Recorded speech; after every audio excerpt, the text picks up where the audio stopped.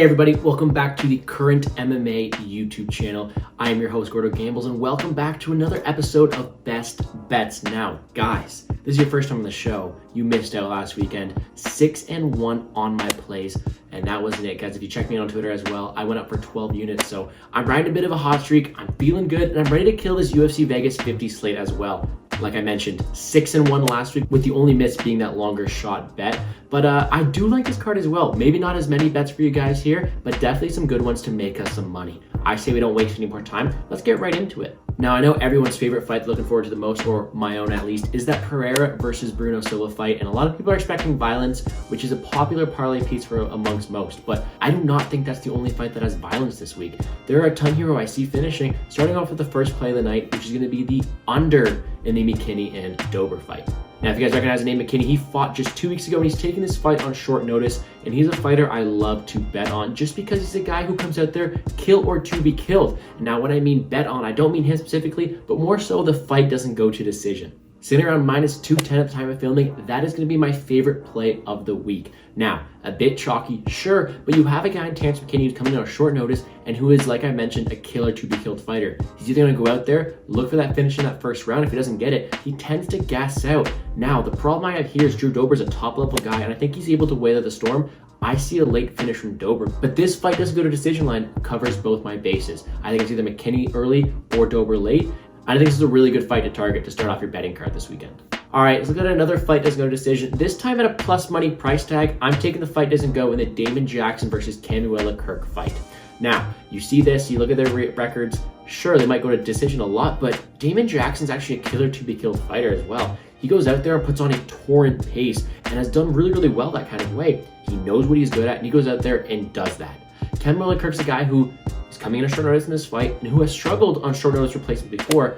For example, in his fight against Billy Quarantilla on Dana White's Contender Series. I think this is a pretty binary fight. Damon Jackson's a guy who has been finished before, and if Kirk's able to do that, it's probably early on because as the fight goes on, Damon Jackson's probably going to wear in Kirk's gas tank and probably get a late finish. I think this line should be more around the -130, -140, and I think we're getting a good edge at +120 in the market here. I think this fight finishes. Now, this is the part where I kind of struggled with this one. I wanted to give you guys a money line pick, but it seems like a lot of people I'm liking this week are a bit chalky. I like Ankalaev in the main event. I like Mirzakhanov. But I think I want to give you guys someone with a bit more value. I think I'm going to take Carl Roberson for one of my best bets this week. And if you guys have followed me for a while, you'd think, Gordo, you're taking Carl Roberson, you don't like the guy.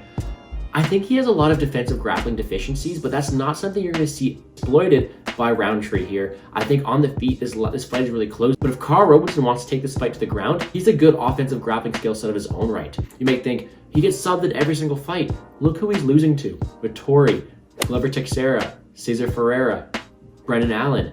All guys with exceptional ground games, 1,000 times better than Khalil Roundtree's. So at a price like at -125, I definitely think this is a good bounce back spot for Roberson here to get a nice little win. I'm picking him by sub, but I wouldn't be surprised to see a decision as well.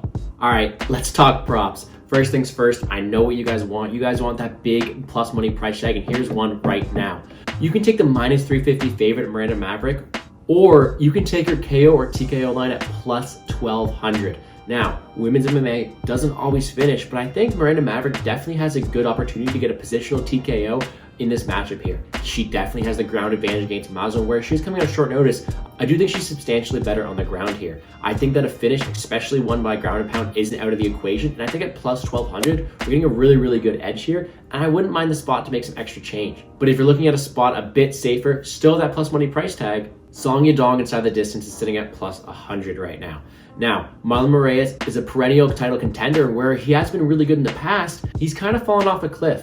He's lost by finish in a lot of his last fights, and it feels like his durability, cardio, and his heart just isn't in it as much anymore. I think that Zhang Yadong is the younger fighter with the better durability and the ability to survive that early onslaught. Now, if you want to be safer, take the fight and go to decision. I don't see it going all 15, but Marlon Moraes is a guy who drops off a cliff after that first round, and I think Zhang Yadong's definitely have the ability to take advantage of it. I'm taking him by round 2 finish, and I think he gets it done here for us at that plus money price tag.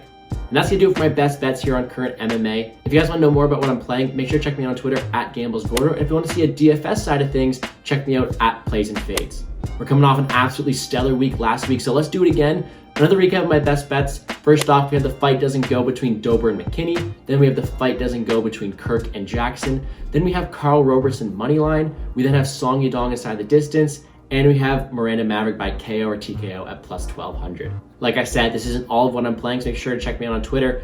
But these are a large portion of the ones I'm absolutely loving. I'm looking to build off an absolutely beautiful UFC 272. I'm looking forward to doing these videos every single week, so I hope what I gave you guys is enough to show some love. Hit that subscribe button, hit the like button down below as well.